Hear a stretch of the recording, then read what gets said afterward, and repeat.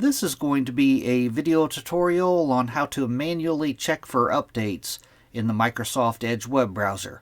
I will be using a desktop PC for this. Let me jump over to my browser here. Okay, I have the Microsoft Edge web browser opened up now. To manually check for updates in the Edge web browser, first thing you want to do is go up to the upper right hand corner and you want to click on the three-dot hamburger menu. Then you want to go down to Settings and click on Settings.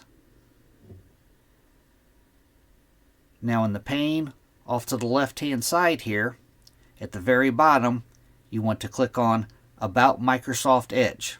And once you've clicked on it, it will automatically run an update check. I'm going to click on it right up here. It ran an update check and it says my Microsoft Edge is up to date. Your browser version is right up above it, but that is how to manually check for updates in the Microsoft Edge web browser. Thanks for watching.